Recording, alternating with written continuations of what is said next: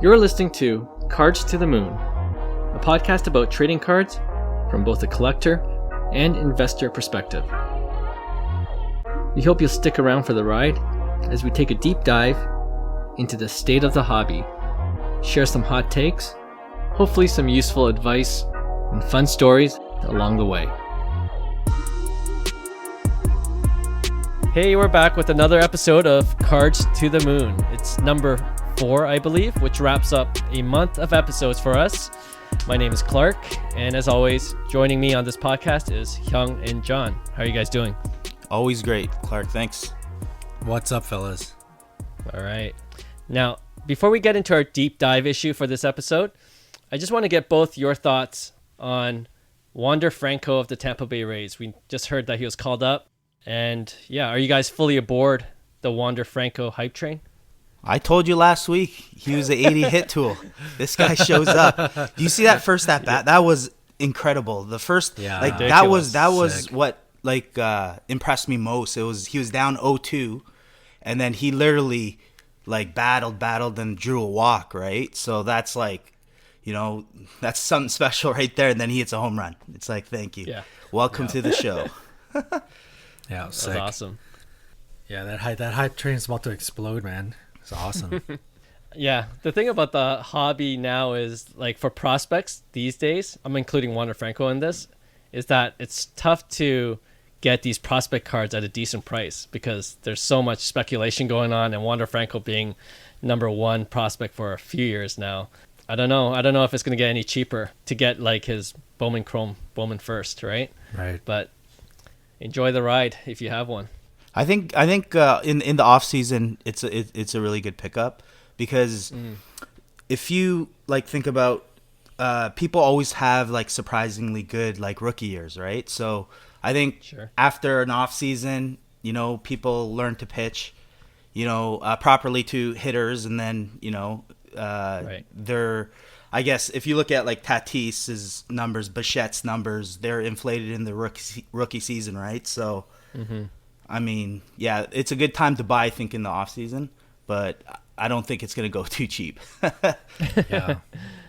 Keep an eye out in the off season, yeah, for sure. Okay, switching gears a little. After we taped our last episode, if you guys remember, we were just kidding around and talking about things that only seem to make sense in the hobby, right? Like, why do collectors, generally speaking, prefer some cards or sets over others? For instance, in basketball, it's Panini Prizm over Panini Select in terms of value, right? And even though, many prefer the look of Panini Select cards, and for me, more curiously, seeing that numbered Select cards are frequently undervalued, right, when compared to silver Prizms of the same player. Yeah, it just defies real-world logic, but it makes sense as hobby logic, right? So I was thinking maybe we can go deeper and try to explain, if we can, why certain things in the hobby are the way they are. Or is it just stupid and we just need to accept it, right? Let's begin with the basketball Prizm over Select. Who made Prizm the set to get? And will it always be that way? What do you guys think? It's a great question, man.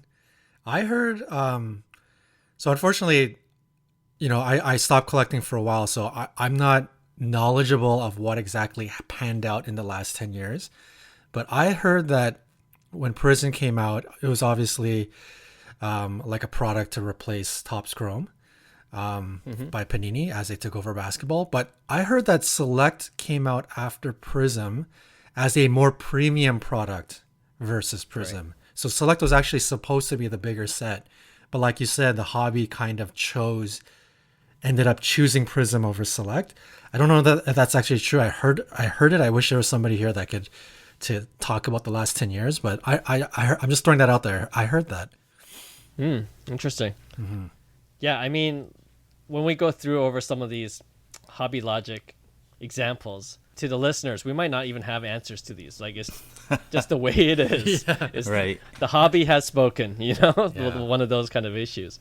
But yeah, it's one of those first initial questions. I was wondering why even base Prizms became so liquid and became so hot and then meanwhile these numbered cards from Select are just sitting. And if I could turn back time, I would have just scooped them all up right now. But I think now is the time to like buy it. Like if you think about it, it's such a good deal. Like Select, I always say it. I'll buy Select over Prizm.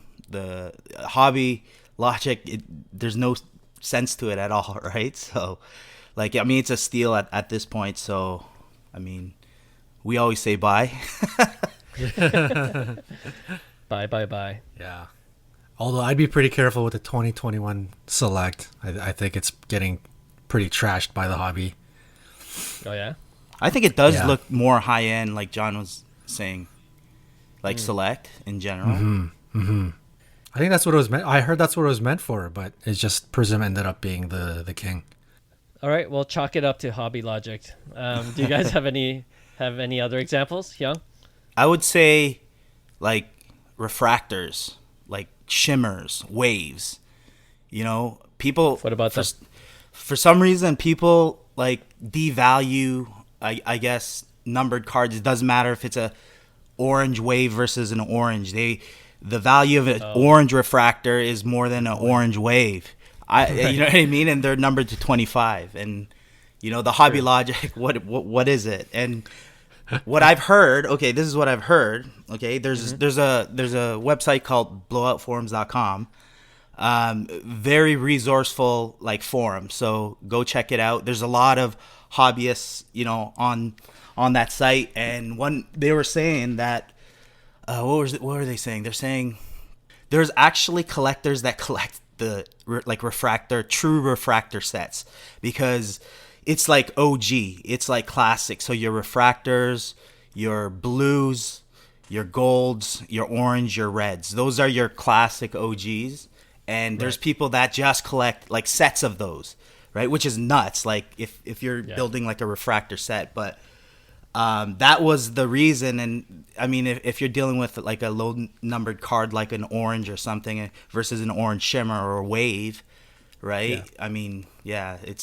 It doesn't make any sense to me, because I'm buying, based off. I do personally like the OG refractors, I personally do, but they're way too cheap. The discrepancy is way too much, So I think that doesn't make sense, and that's a hobby logic that I always scratch my head. But again, I buy those opportunities all the time.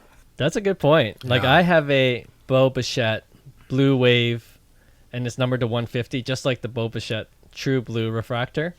And Blue Wave 75, I think. Oh, sorry, 75? Or is it the auto? Oh, sorry, it's the auto. You're right. Oh, yeah. Right. Auto Blue 150. Wave auto. Yeah, okay. So, yeah, it looks beautiful. Even the Blue Wave. I don't know why people are hating on it, but yeah, beautiful card for sure. Yeah, collectors are fickle, man. We're all collectors. We know that, right? That's why the PSA 10, just knowing that it's a supposedly flawless card, is so much greater than a PSA 9. PSA 9 or 9.5 for me as a collector, it bothers me so much. It shouldn't, because 9.5 is a gem, and a 9 is that's mint. That is a mint card. If there's no such thing as grading and you're staring at that card, you'd be like, man, this card is absolutely pristine mint. It shouldn't bother you. But yeah, this is. Sorry, going back to that. No, go ahead. Yeah. Going back to collectors are fickle, man.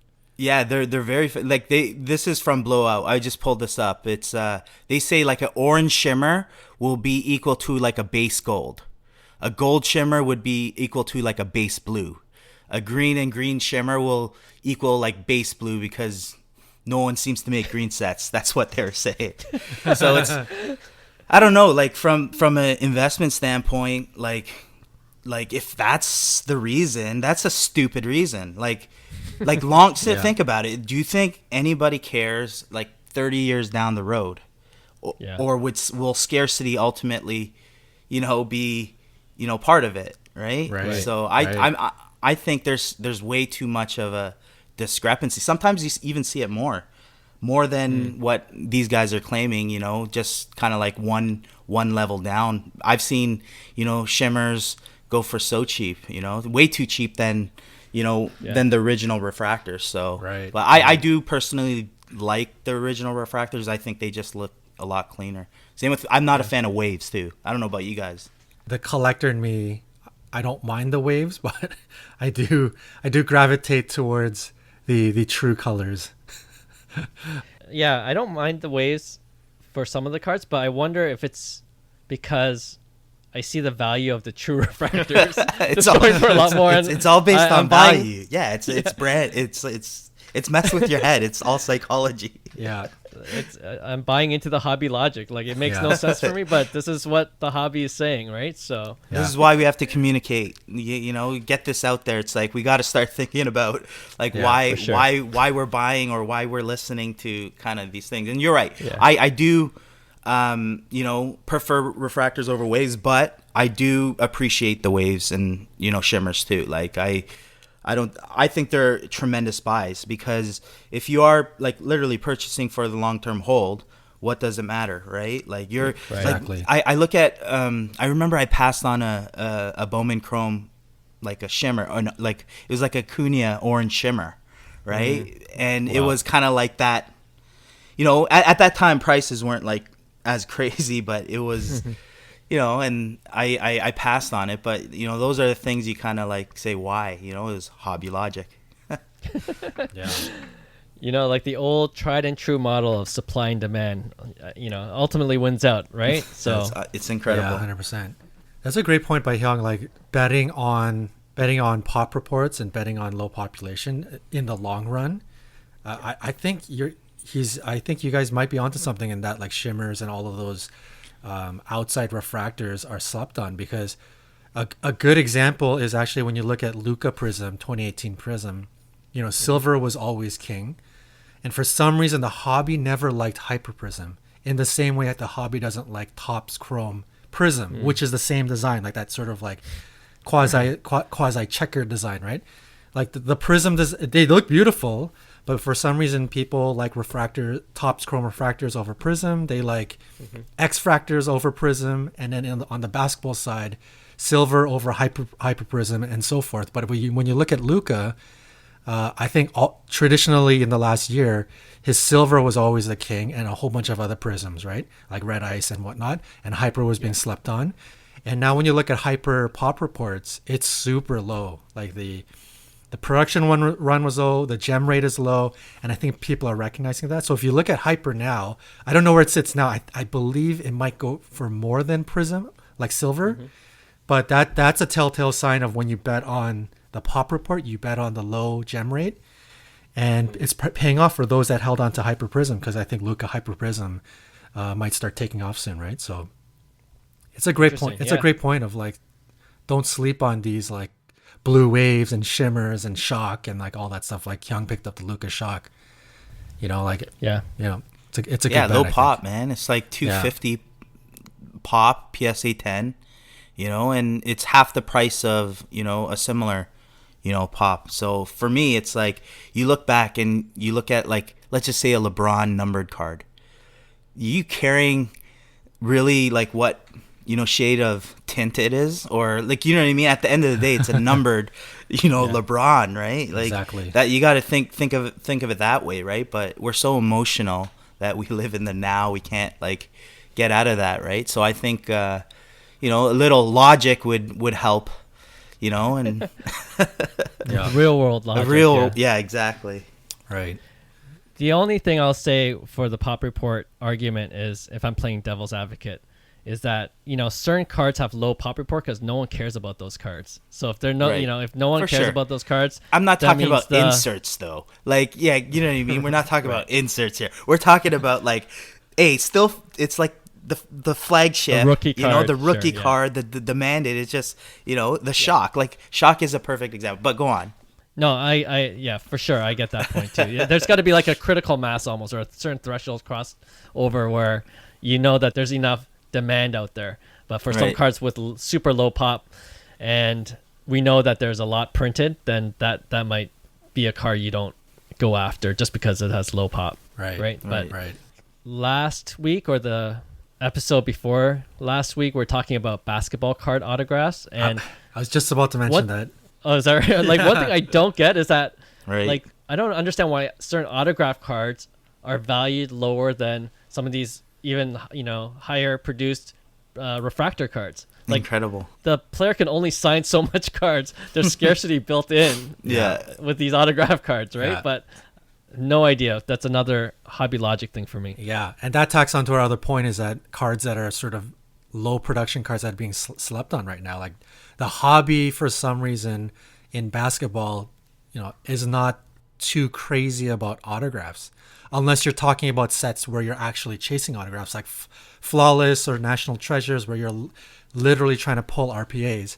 But when you look at Select autographs or you look at Prizm autographs, like those are sets where people aren't chasing those cards. They're actually looking to try to get silvers. They're trying to get numbered flagship, the main rookie card. So those are the sets where those autographs are not worth as much as they should be, right? So it's another interesting product or another interesting thing that people should be aware of. And maybe it's not a bad thing, like Hyung said, not a bad thing to put one in a safe for 10 years and see what happens, right? To have like a Prizm. I mean, I'm not going to use Luka, but Luka's expensive. But I don't know, like Shai Gilgeous-Alexander, like literally lock it in a safe. Mitchell. Exactly. Mitchell. Yeah.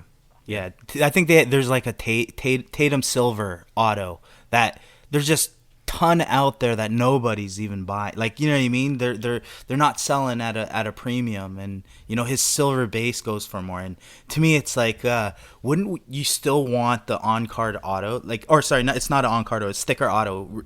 That's the kind of like, well, it's a sticker auto, but I'm it's still an auto. It's still it's a silver PSA 10 auto. It should fetch more a premium, but maybe those are the the real true price, and everything else is inflated, right? So that's why it's not a bad purchase, I think. Yeah. Sure. Mm-hmm.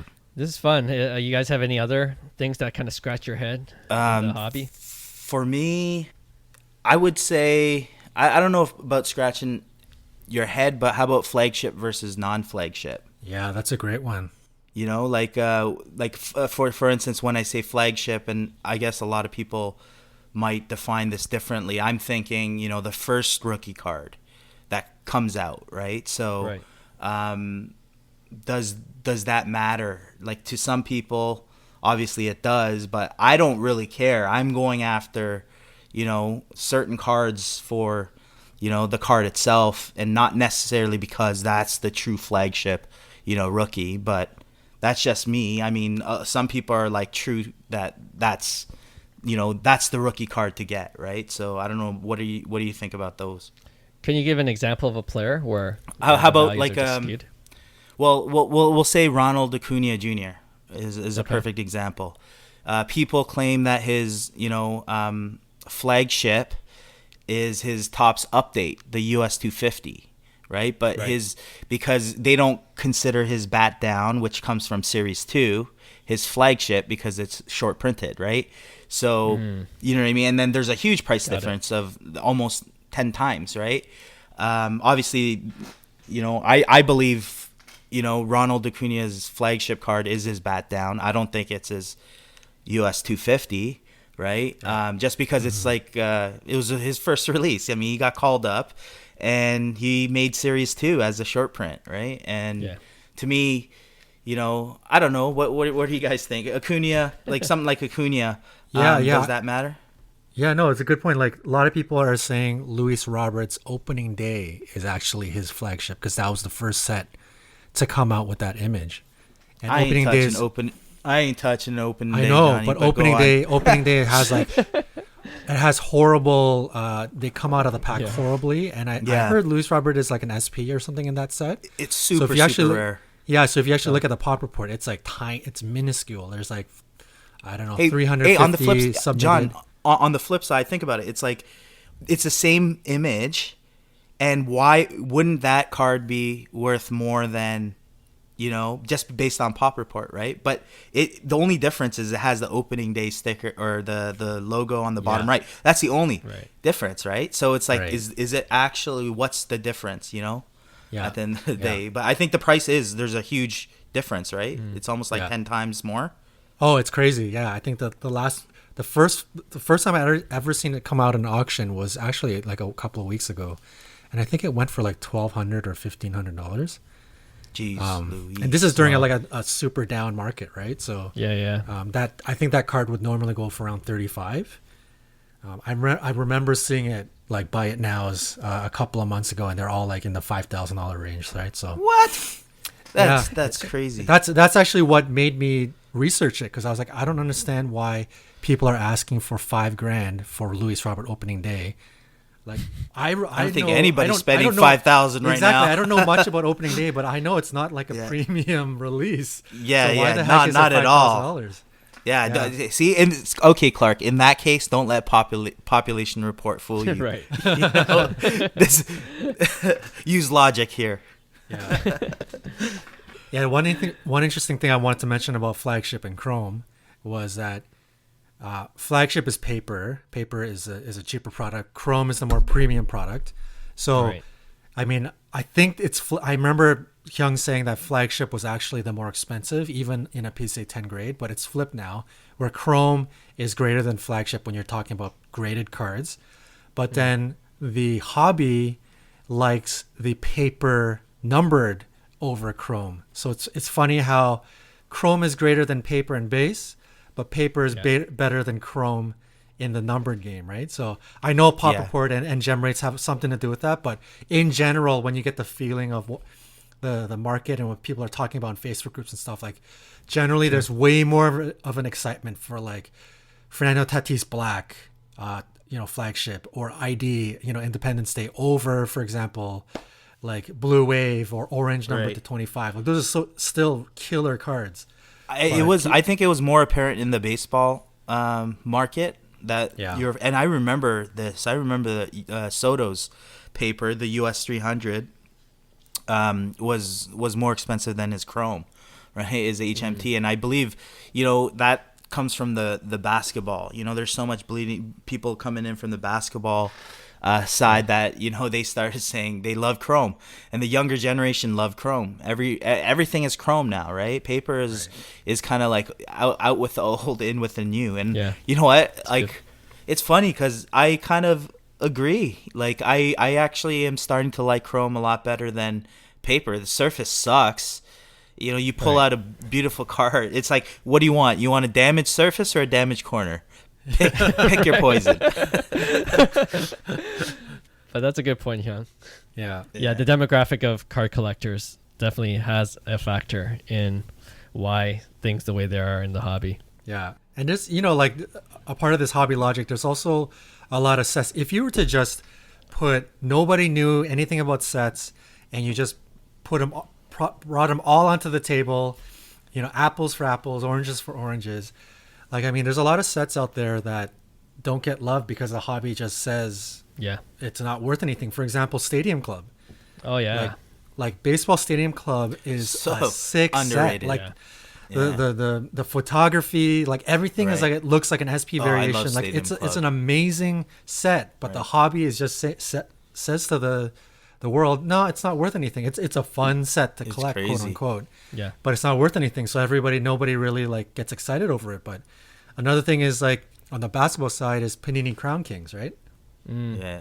Like, that's a beautiful set. When you're talking about people talking about Topps Project 2020 or like Topps Project 70, all these like like making cards into art. Like Crown Kings was like the OG of making cards into art. Like, that set is beautiful, like so underrated. But the hobby just says, no, it's not worth anything, and that's so be it. That's what it is, right? So there's another one of those things like hobby logic where, like, all these brands and all of these sets don't get a fair shake at popularity or what's popular just because the hobby says, no, it's not good enough, or no, it's not worth anything, right? So I'm gonna throw one more, Clark, at you guys. Just before we close this, how about, what do you guys think about Panini versus, or like licensed versus unlicensed? Oh, that's a good one. I don't like unlicensed, but I think it's because I'm buying into the hobby logic. There's no logo, forget it. Right. Okay. Yeah. How about you, Johnny? You know what's funny is before I started talking to you, like early, like a year and a half ago, I didn't want to get back into baseball because it was so nostalgic for me. I think anybody who grew up collecting in the late 80s, early 90s, like baseball was probably your first love, whether you even liked baseball or not. Yeah. 89 Griffey, 100%. that was when it just started. So baseball is nostalgic to you. So when I got back into this hobby, the first thing I looked at for some reason was baseball, even though I know I like hockey the most as a sport. I like basketball second. But yeah, so the first thing I thought of is like, oh yeah, basketball, like Optic is huge.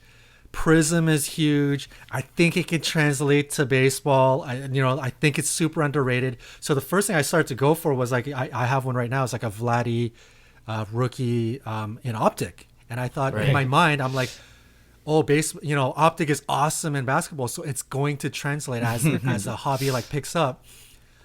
To my surprise, once I started talking to Hyung's like, no, man, baseball collectors, they don't like that non-license. And I was like, shoot, I didn't know that. And I wish, and you guys will agree, I wish, they like Optic, Don Russ had, the licensing, because we grew up, pulling those rated rookies, that was everything. Rookie. Right.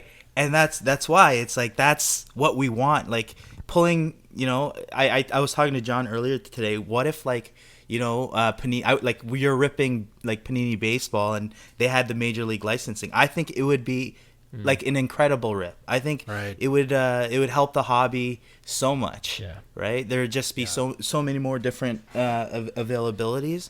And sure. I actually love Panini. I like Panini over Topps.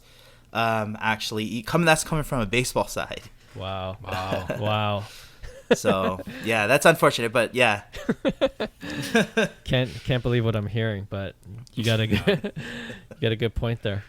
Clark, before we move on, I wanted to talk about, in terms of hobby logic, like when I was collecting, wanted to just touch base on Chrome and Finest. So I don't know how many listeners are about you guys, but when I started collecting, and I was still heavy into it, I think 96, 97 was the peak. So like right in high school, for basketball, yes.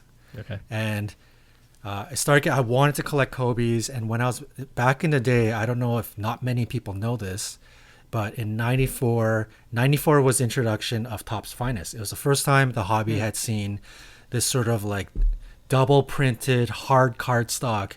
Yeah. It was attempted before, like Flair and sort of the thicker stocks. Right. But this is the first time where you felt the card was like, wow, this really truly feels premium. So you had Finest in 94, 95, and Finest became like the king in that world. And 96 Kobe came out, and I was going hard, like as a high schooler, not that much money. Whatever I made, I went straight to the card store, local card shop, and spent all my money ripping Topps Finest. And it was like, at the time, it was like $20 a pack. I think it was like $500 for like a hobby box. Jeez. And I must have ripped, like my buddy and I must have ripped like 3-4 boxes each. And Finest was the product. And as I'm talking to the card shop owner, like we got pretty chummy. And I think right around the third or fourth box, he pulls out, he goes, hey guys, I'm going to get you guys first crack at this because you guys have been so loyal to me. But I just got this brand new Topps Chrome. It's a brand new product. Kobe year. Do you guys want first crack? I only have 10 hobby boxes. And me being the guy, like I want the best of the best. I asked him how much are packs, and he said $10 a pack. So I'm thinking, Finest is $20 a pack. It's like the king, and he comes here asking me, do I want Topps Chrome at $10 a pack? And it's not, at that time the king of the cards. I'm like, nah, that stuff's garbage. Like, I'm gonna stick to Finest.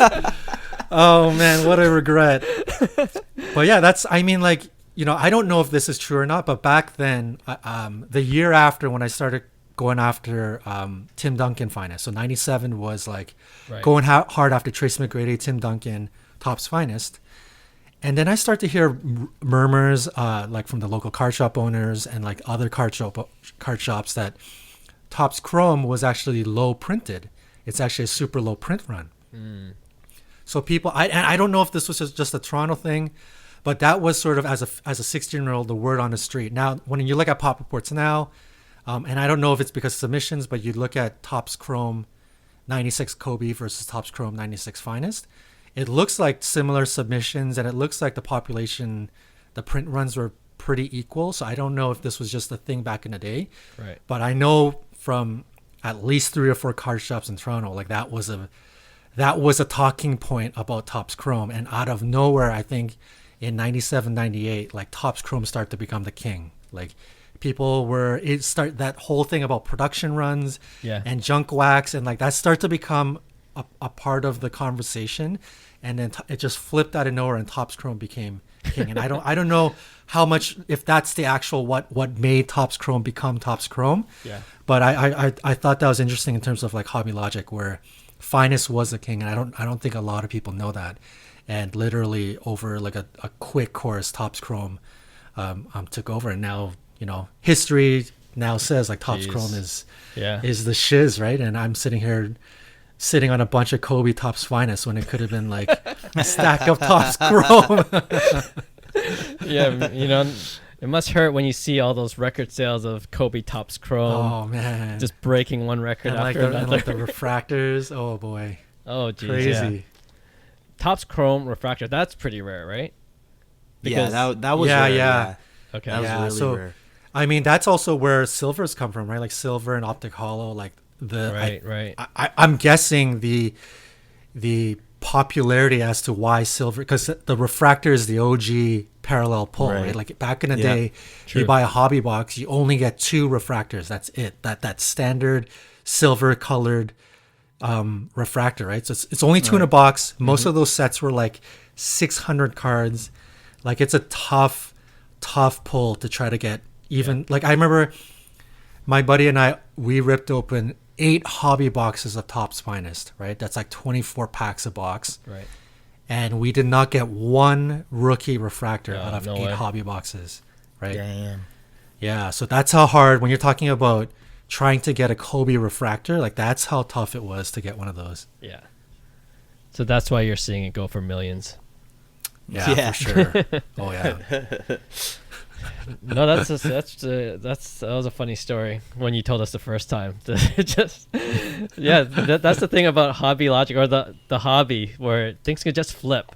And you know what? Like to that point, like things that don't make sense right now, like you never know, right? Like things can flip. So sometimes it's always best to go with your gut. Like for me, I think you mentioned it earlier. You mentioned Panini Crown Royale, but for me, like the Panini Chronicles Origins auto card, like its design is so sweet, and when I look at comps, like it's a fraction of what other basketball card autos go for. So for me, I'm collecting them up like crazy right now, and I know they're still cheap, but for me it's like I think it could pop at any point. People are going to realize what they're missing on this incredible artwork of a design and on card auto numbered. Like I don't get why it doesn't have any more love. Buy what you love. 100%. You can never go wrong with that. I gotta correct myself. I think I said Crown Kings. I meant to say Court Kings. Panini Court Kings. Court Kings. Okay, got it. But Crown Royale is also a great set for sure. All right. It's also a great whiskey. Sorry, I might not be able to say that. I don't know if we're allowed, but I mean. Okay, moving on to our next segment then. We introduced this last week, and we're bringing it back this week with our top 5. So, John, we know you're a Kobe collector. This is a pretty good segue. So what we wanted to hear from you is your top 5 Kobe basketball cards and why. All right. So I'm going to stay away from anything Topps Chrome Refractor, because I think everybody knows how valuable those are and how much those are grails to a lot of people. I'm going to stay away from Kobe Autos, because that's also supreme grail for so many people. Even a Kobe Auto in like an 8th grade, huge demand. So those are all out of the picture. I'm going to try to stick to just base. Okay. So I'm going to quickly go over. So number 1, like last week, what Hyung was saying, like Tatis. Number 1, I mean, unless you're living under a rock, obviously 96 Topps Chrome Kobe. That's the holy grail of Kobe rookie cards. Mm-hmm. I think nobody will disagree. So that's number 1. Number 2, I think I put 96 Skybox EX2000 Kobe rookie. Nice. That was, when I was collecting Finest, That was also I think that was a brand new product in 96. I could be wrong about that. There might be a 95. But that was also right up there. I think it was like $20-$25 a pack. I mean, at the time, I think I had to choose between EX or Finest. Right. If I could go back, obviously, I would take EX. But strike two, Johnny. Strike two. Exactly. But EX actually ended up being super low print run. Yeah. If you look at the pop report, it's insane. I think there's like, it was like 4,000 Kobe's submitted, and there's like 25 PSA 10s or something ridiculous. Right. So EX 2000, it's up there, right up there with Topps Chrome. The rest of my list, I'm gonna stay away because you can literally do top 20 and it's all Kobe rookies. So I'm gonna stay away from the Kobe rookie for a sec. Mm-hmm. And number 3, I'm gonna go with the 2008 Chrome Kobe base card with the LeBron, where he's being guarded by LeBron. I love that card. I love it. That set is gonna go down as one of the all-time sets. It's literally like Stadium Club, like the photography they used. Yeah. Whoever put that set together, they put a lot of effort finding those images and putting that set together. So that's gonna go down like, that's one of the Grail cards I would love to have in my possession at some point in the future. So that one's got to be in there. Number 4, I'm gonna stick with the mid 2000s Chrome. So 2005 Chrome, and this is just sort of a personal favorite, is 2005 Chrome Kobe base. Okay. So this is the one where he's dunking and he's in the powder blue jersey. There are not many Kobe cards where he's wearing that powder blue jersey, and I believe this is the only Topps Chrome card where he wears that powder blue. So I just think it's super cool. So I really like that card. Yeah. I think obviously in this spot, like it's just, this is just my opinion. These are my favorites, but I was weighing between that card and then the Steph Curry year base, because the Steph Curry year was the base was like numbered to 999. Right. Under 1,000. Right. So that's a big Kobe card as well. I think it's already quite expensive, but that's another big one I was thinking of. But number 5, I'm going to kind of pull away from some of the modern vintage, and I'm going to go modern. And you have to go with 2012 Prizm. Like, again, going to go down as one of the all-time Prizm sets, and the Kobe in that, it's actually fairly, I know, quote unquote, fairly affordable. I think it goes for like $800-900, but I really like the 2012 Prizm, the first year Prizm with Kobe in it. I love that card. Nice. So I actually went through that list quite fast because I wanted to give you guys because my personal favorites, but I wanted to give you guys a top 5 Kobe insert set. I wanted to okay, not to take more of your guys' time, but I really, some of my favorite cards, looking at some of those like 90s inserts, like just beautiful cards. Sure. So number 1 for me, and I'm going to put number 1 and number 2 on this, but in 98 Skybox came out with a theme where they wanted to kind of copy regular everyday products. So you got the Dunkin' Go Nuts, and then you got the That's Jam, which is like the strawberry jam. It looks like a strawberry jam package. Right. Those 2 Kobe's, like, I love those cards. I don't know how you guys feel about them, but like amazing inserts, like the visual appeal. It's fun. Awesome. Yeah. So those are like top 2. Number 3, I got 96 Flair Showcase Class of 96. It's a Kobe rookie insert. I remember that. Yeah. If you take a look at that one, like a absolutely beautiful card.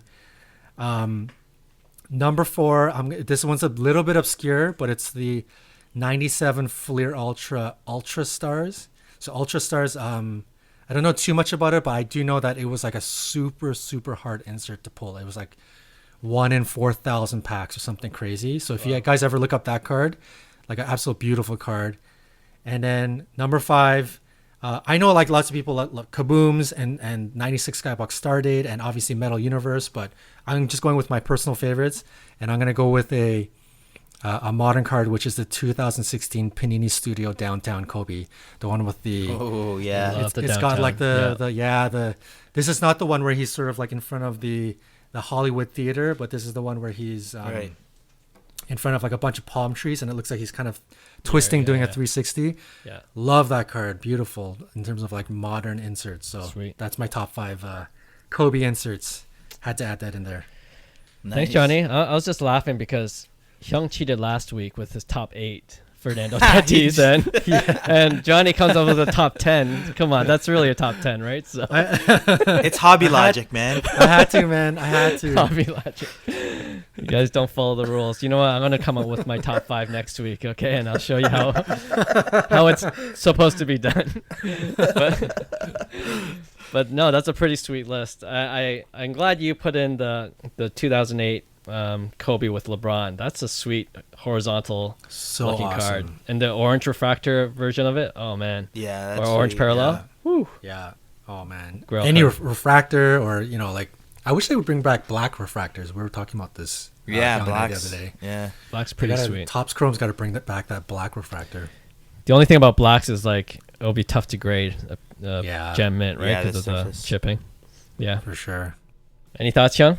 I mean, for me, John nailed it. I mean, he's your Kobe guy, but I like, for someone basic coming into the market, I like it, depending on your budget, you have your Topps and Topps Chrome. Yeah. If you want to stay basic, I would stay Topps Chrome, or I think Topps is a great buy. You'll get the greening on the Topps Chrome, so if you could find some one without greening or go paper, I think there's extreme value there. Yeah. Right, based on the values there, but I think John did a very good job summing up. So I'm not even gonna attempt it, but I'm gonna say stick with the Topps and Topps Chrome. Agreed. Yeah, man. If anybody wants to get into Kobe, such a safe bet. And if you're talking anything Topps Chrome, like, doesn't matter the year, you get Topps Chrome Kobe in a PSA 10. I think it's such a solid blue chip investment for the future. That's those anything Topps Chrome Kobe is going to go up. I know the Holy Grail 96, that's completely out of reach for a lot of people, but any of the other ones all the way up to the end of Topps Chrome line, like, yeah, those are all very desired and highly collectible.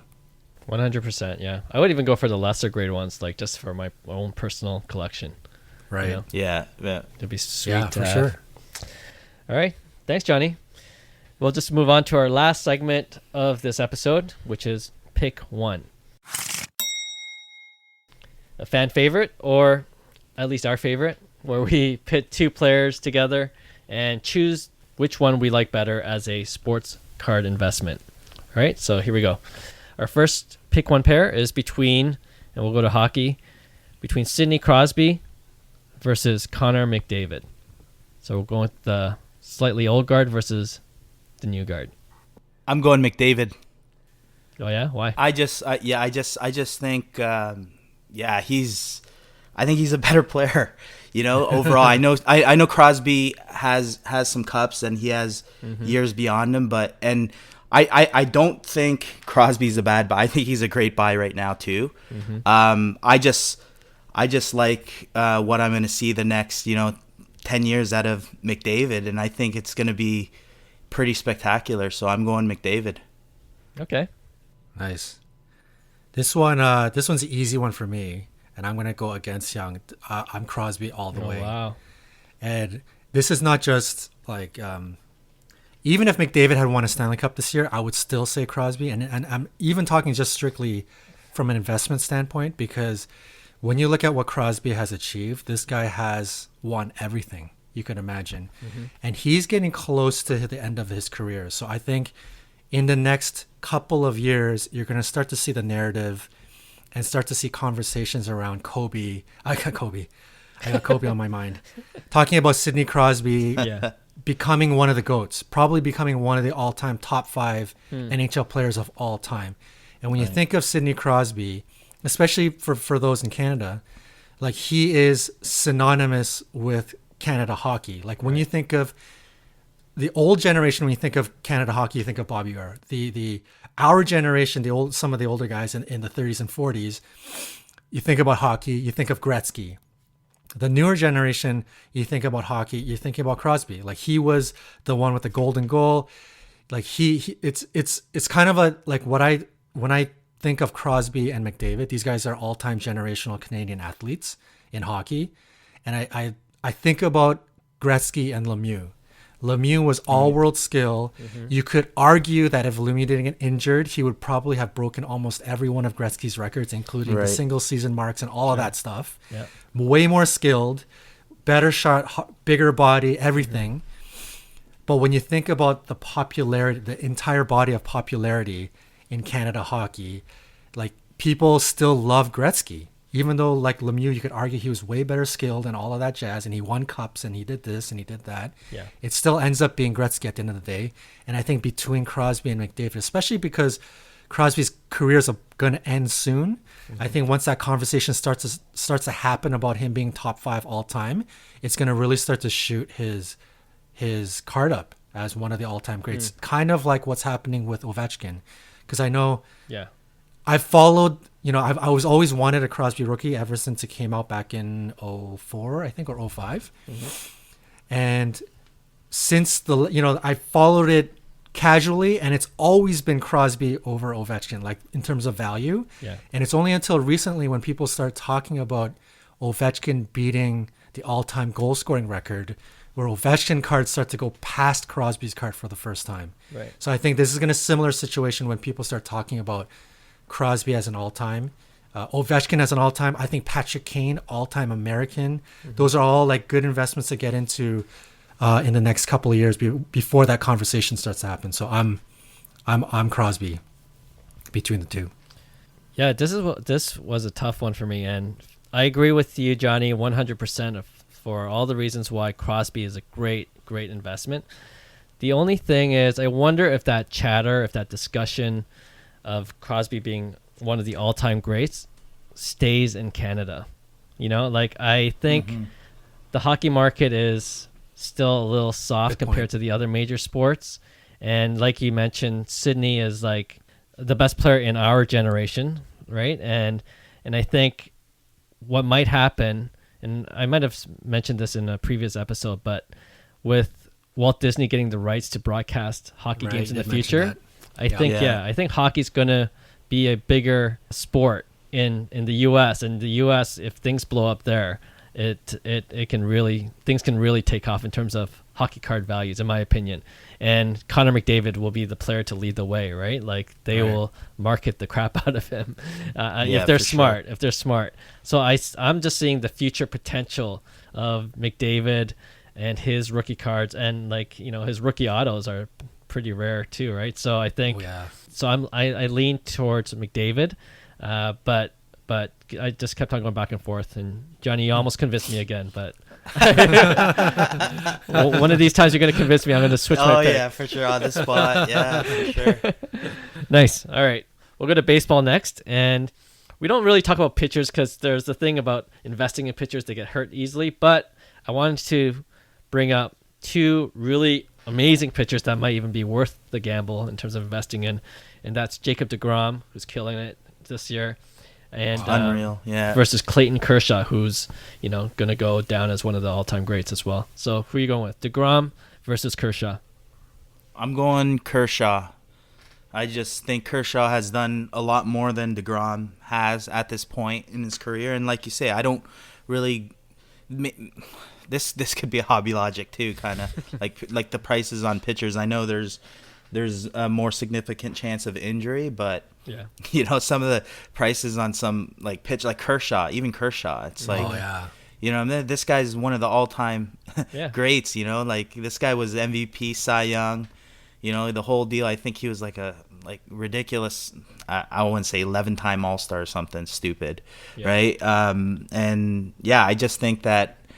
Kershaw has done more. I believe they're similar age, just like 5 or 6 years ahead, Kershaw, right? So deGrom has a little more catching up to do, but by no means, deGrom is an animal. He is the better pitcher right now. Today, he by far is just dominating. The last 3 years, what he's done is no short of a miracle, for sure. 100%. Okay, Kershaw. Johnny? Yeah, I'm gonna agree with Hyung here. And I don't know. I'm not an expert in baseball, like I've mentioned in previous podcasts. So all I know from an investment standpoint, I'm going to go with the guy that has proven a lot more, that has had the bigger career. And I think Kershaw over deGrom. DeGrom, I don't know if I would recommend people buying deGrom right now. But like you're basically buying into the like super high during a down market. So even for that alone, I'm picking Kershaw. Okay. Yeah, it's going to be a clean sweep. I love Clayton Kershaw. Finally won the championship, so that he has under his belt. Yeah. So that helps. It would have been a close argument if he didn't, but yeah. And deGrom is he's an animal. He's a beast for sure. And he plays for New York. That's a big market team. Right. But the only thing I would argue for deGrom is like, his compared to Kershaw, his prices are so low that you could probably, if he continues to pitch the way he does, even for next season or 2 or 3, you could probably make a nice flip, out of deGrom cards. Right. Whereas you're buying high on Kershaw now, Right. So Yeah, that's true. all right.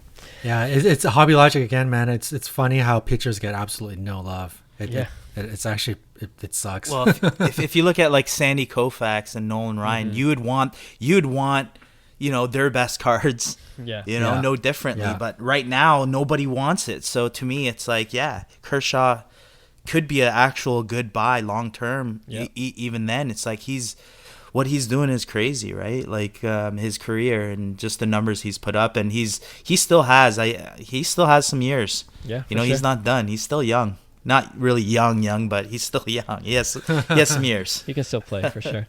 Yeah. You guys remember that Nike commercial with McGuire, the chicks dig the long ball? Oh yeah. With Heather Locklear? Yeah, man. That logic, man, to this day, that logic still stands true, man. Like these pitchers getting no love. It's so true. Yeah. Yeah. All right. And our last pick one pair is between Kevin Durant and Stephen Curry. Oh. I mean, KD is, if you saw him during these playoffs, he's pretty much been carrying the Nets. And and Stephen Curry, of course, he's going to be all-time too, but they got bounced early. But both very, very talented players, both very, very different personalities. So I'm wondering which guy you like the best. I'm going Durant for sure. For me, Okay. I think he's just the better buy, in my opinion. I think he's done more and he's a better buy. I think there's like his Topps rookie card that's still cheap, like in my opinion. I think it's like a pop 3,000 that's going for less than like $900, right? And like you said, they both, I think Curry's prices are, justifiable, but like in my opinion, Durant is a great buy. Even as I still think even as regular Topps and Topps Chrome is a pretty good buy at those prices still. So Yeah, for sure. and the refractor, the Topps Chrome refractor, I think that's a pretty good buy. Even though it's like $17K, I think there's a lot of room to grow with that. So I'm going Durant for sure. Okay. Yeah, All right. true. Ooh, this is tough. I'm gonna go Curry. I think he is like a transcendent like basketball player. He really changed the way the game is being played. Very likable. I think a lot of people like him. And I pick Curry because of his Topps Chrome, and it's not for everybody because it is it's not even for me. It's a super high end. Yeah. I don't know what it goes for right now, but I'm guessing around 35K at least. Maybe I know it touched like almost 80,000, but the Topps Chrome, the one number to $9.99. yeah. So Right. that I think the pop on that is like super low, like 30. Or I remember talking with a couple of other friends. Yeah. But I still think even if it was 30, 35,000, if you're in that market to spend that kind of money, it's I still think it's a great buy based on the pop report and who Steph Curry is. Yeah. Yeah. So I'm gonna go Curry on this one, but Durant. I gotta say one thing about Durant, like this guy. Man, I'm so upset with Durant because I don't like Durant the guy, but Durant the player is one of the best.